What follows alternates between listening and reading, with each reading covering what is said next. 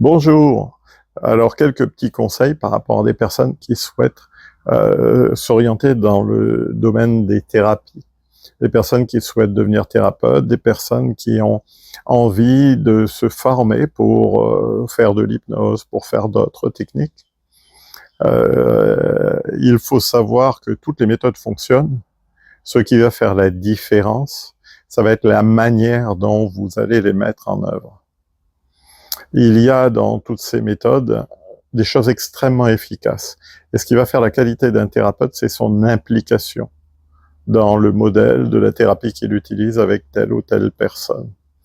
Et cette implication, ça serait intéressant de vous poser, avant de vous lancer là-dedans, les bonnes questions. Qu'est-ce qui me motive à aller dans ce domaine? Qu'est-ce qui me motive à faire telle ou telle chose? De manière à vraiment être convaincu de ce que vous allez faire et ne pas choisir tel ou tel métier juste en tant que métier. Il y a beaucoup de personnes qui ont tendance aujourd'hui à s'orienter vers l'hypnose ou vers d'autres thérapies en se disant bah, tiens, je vais faire ce métier, je vais aider les gens. Et l'ordre dans lequel c'est dit n'est pas innocent. Je vais faire ce métier, je vais aider les gens. Si vous le prenez comme selon ce modèle-là, vous allez avoir des déboires. Parce que l'aide à la personne est quelque chose qui doit se faire avec sincérité, avec conviction. Si vous souhaitez aller dans l'aide à la personne, vous trouverez les outils qui vous permettront d'y aller. Si vous partez des outils en vous disant que ça vous permettra, là, les choses sont vraiment différentes. Et aujourd'hui, on trouve de nombreuses personnes qui se lancent dans des formations d'hypnose, dans des formations de PNL, dans des formations de toutes sortes dans le domaine de la thérapie brève. Et c'est une véritable catastrophe derrière. Il faut le dire, parce que tout le monde est convaincu que ben, ça a marché avec un autre, ça va marcher avec moi. Non. Si vous n'êtes pas convaincu et si vous ne faites pas les choses pour les bonnes raisons, vous allez aller à l'échec. Donc, soyez-en conscient quand vous vous lancez dans ce domaine-là. Soyez conscient que si vous le faites pour les bonnes raisons, vous aurez du résultat. Si vous le faites pour les mauvaises raisons, vous n'aurez aucun résultat. Aujourd'hui, il suffit de regarder les thérapeutes qui vivent de leur activité. Un thérapeute qui vit de son activité, pour quelle raison il vit de son activité? Ben parce qu'il s'est lancé. Il cherche pas à en faire de l'argent, il cherche à en vivre, oui, mais c'est pas sa priorité. Sa priorité, c'est de se lancer dans le domaine de la thérapie et d'aider des gens, parce que lui-même a été aidé par ce type de thérapie. Il faut pas inverser les choses. Le fait de faire de la thérapie pour les autres ne vous aidera à aucun moment. Au contraire, ça vous mettra en position de fragilité.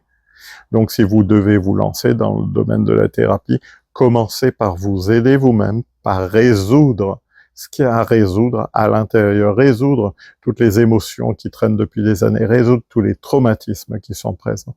Et lorsque ce sera fait, ok, posez-vous la question de savoir maintenant pour quelles raisons vous souhaitez réellement faire ce métier.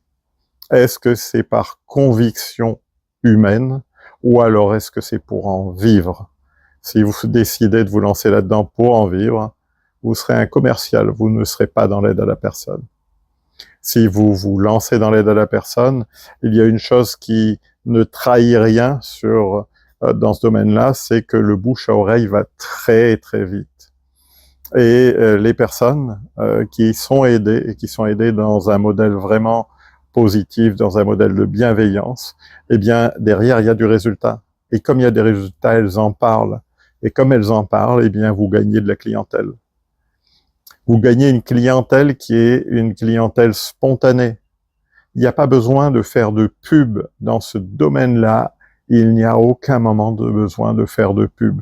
Si vous faites de la pub, c'est que ce que vous faites n'est pas bon. Regardez tous les produits qu'on vend dans le commerce. Quand il commence à y avoir de la pub, c'est qu'on commence à essayer de vous fourguer des choses dont les gens ne veulent pas. Donc, pensez à ça. Si vous faites de la thérapie et que vous n'arrivez pas à en vivre, posez-vous la bonne question. Est-ce que vous faites la thérapie, vous accompagnez des gens en thérapie pour eux ou pour vous? Et de la même manière, quand vous choisirez des formations, choisissez des formations qui sont des formations sérieuses. Pas des formations où on vous donne un bout de papier pour 3 francs 6 sous. C'est une image.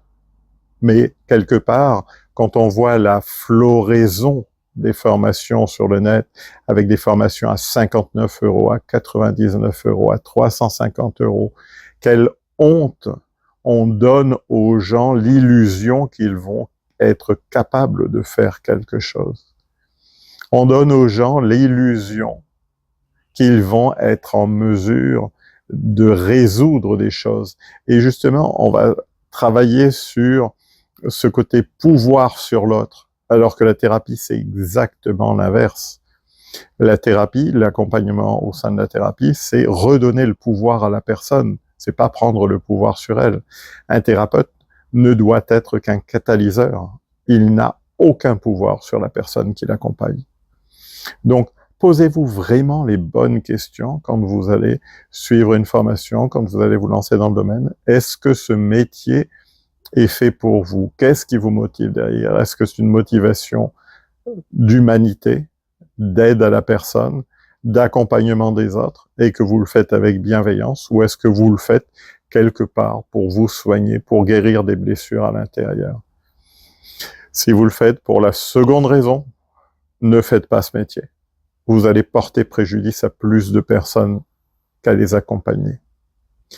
Merci de votre écoute et j'espère que ça vous permettra de réfléchir sur ce que vous faites, ce que vous souhaitez faire et comment vous allez le faire maintenant.